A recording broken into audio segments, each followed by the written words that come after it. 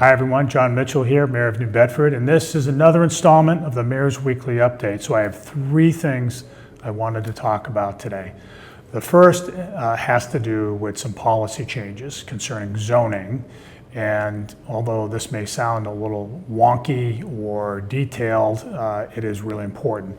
It has to do with the challenges we're facing when it comes to housing in the city. New Bedford, like many other cities, is experiencing a housing crunch. People are having a tough time finding the kinds of housing they need, and it's becoming really unaffordable in many parts of the city, pretty much everywhere across the city, like it is in pretty much every city in the United States right now.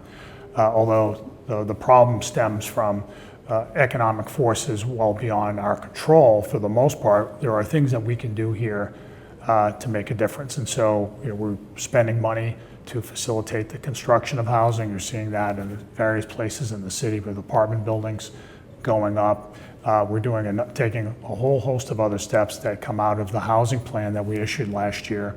And the most recent one that I wanted to just mention today is that we've proposed certain zoning reforms that will make it easier for housing developers to advance their projects.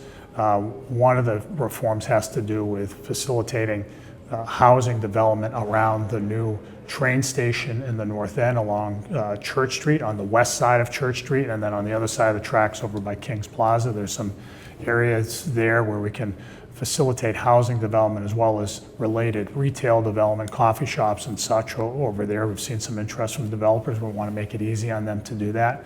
The second has to do with some administrative changes that we would like to see in the way the planning office advances projects. A lot of what happens in the planning office has to be forwarded out to the planning board, and there's a time-consuming process there to approve projects through a process called site plan review. A lot of those projects can be streamlined. The process can be streamlined for a lot of those projects, and this proposal will do that. And then the third thing is to make some changes to what's called the use table, which governs zoning across the city. There's actually a table that shows for any particular area what the permitted uses are. There is some clarifying that needs to be done, and we've put that in front of the City Council too. Altogether, we think that these are steps that, as is recommended in our housing plan, that we can do to advance housing, to make it easier to increase the supply of housing. With the increase of supply in housing, all else being equal,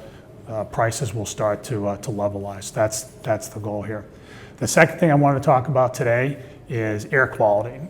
We have air quality monitors around the city. This is an initiative we started about a year or so ago, and we think that this is going to give people some ability to determine just how clean their air is. And so what we're doing is we're monitoring it, but we're also putting the information that those monitors collect on the city's website. So that's available now. If you go to the city's website, you can see that.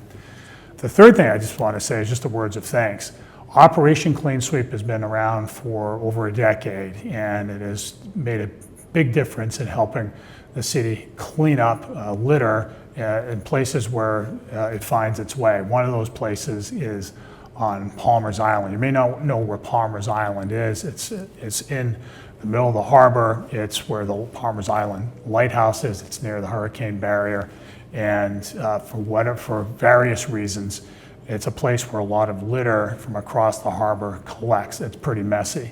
Operation Clean Sweep had 80 volunteers out there last weekend, and I want to give a shout out to them as well as to Russ Wooten for filling up dozens and dozens and dozens of bags. They pulled out something like 2,700 pounds of trash from the island, and it was a lot of work, and we're just so grateful that they took it upon themselves, spent their own precious time going out there and making our city a little bit cleaner. So thanks, guys, for doing that.